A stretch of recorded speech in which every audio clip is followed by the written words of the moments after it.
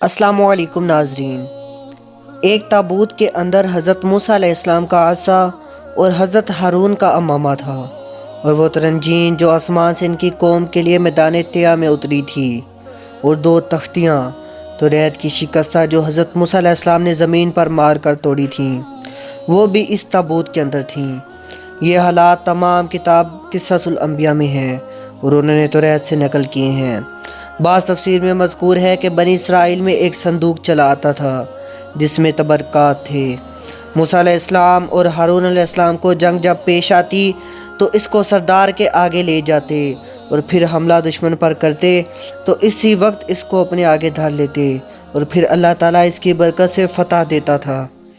جب بنی اسرائیل بدنیت ہو گئے تو وہ صندوق ان سے چھین لیا گیا اور وہ غنیم کے ہاتھ لگا۔ اب جو طالوت بادشاہ ہو، وہ صندوق خود بخود رات کے وقت اس کے گھر کے سامنے موجود ہوا۔ سبب اس کا یہ تھا کہ غنیم کے شہر میں جہاں اس کو رکھا تھا ان پر بلائیں نازل ہوئیں، شہر ویران ہو گیا۔ روایت ہے کہ بنی اسرائیل میں ایک شخص غریب و مسکین تھا، اس کی دو بیویاں تھیں۔ ایک نے لڑکا جنا، لڑکے والی نے اس سے کہا کہ تم نے ایک لڑکا بھی نہیں جنا۔ اس نے کہا، اے بی بی، اللہ تعالیٰ کسی کو بے مانگے فرزند دے دیتا ہے اور کسی کو مانگنے سے نہیں دیتا، اور میں تو اس کی درگاہ سے امیدوار ہوں کہ تم کو بے مانگے اس نے لڑکا دیا، مجھ کو بھی دے گا۔ پس اس نے تمام شب و روز خدا کی عبادت کی اور اپنا سر سجدہ میں رکھ کر دعا مانگی۔ اللہ تعالیٰ نے اس کی دعا کو قبول کیا اور ایک فرزند اس کو عنایت کر دیا، اور پھر اس کی والدہ نے اس فرزند کا نام شموئیل رکھا۔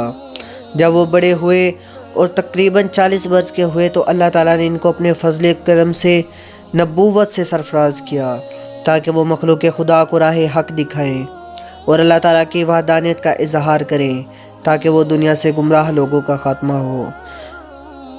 تواریخ کے حوالہ سے معلوم ہوتا ہے کہ جب حضرت شموئیل علیہ السلام نے نبوت خداوندی سے سرفراز ہونے کے بعد موجودہ لوگوں کو خدا کی دعوت دی تو اکثر لوگ قوم بنی اسرائیل نے ان پر ایمان لے آئے، اور انہوں نے کہا کہ جو تابوت سکینہ ہم سے عمالقہ چھین لے گئے تھے سو وہ ان سے لانا ہے، اگرچہ ہم کو لڑنا ہی کیوں نہ پڑے۔ پر سب لوگوں نے یہ عہد و پیمان کیا، اور جو کافر باقی تھے انہوں نے اس تابوت کو آگ پر لے جا کر رکھ دیا، لیکن خدا کے فضل و کرم سے اس کو آگ جلا نہ سکی۔ پھر انہوں نے اس کو توڑنا چاہا لیکن وہ اس کو توڑ بھی نہ سکے۔ آخر مجبور ہو کر کہنے لگے کہ بھائی، یہ تابوت تو بنی اسرائیل کے خدا کا ہے، اس واسطے تو نہیں ٹوٹتا اور نہ وہ آگ میں جلتا ہے۔ پھر ان لوگوں نے اس تابوت کو ناپاک جگہ میں لے جا کر رکھ دیا تاکہ لوگ اس پر بول و براز کریں۔ چنانچہ جو مردود بھی اس پر اپنا بول کرتا تو اس کے ناسور ہو جاتا اور بواسیر کا مرض پیدا ہو جاتا اور وہ کسی طرح اچھا نہ ہوتا۔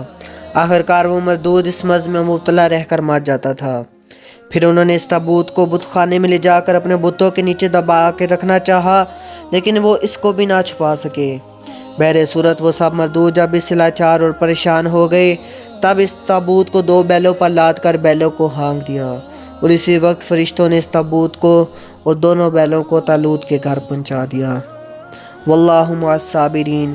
پلیز اس چینل کو سبسکرائب کر دیں اور بیل آئیکن دبا دیں تاکہ مزید آنے والی نئی ویڈیوز اور اپڈیٹس آپ کو بر وقت ملتی رہیں۔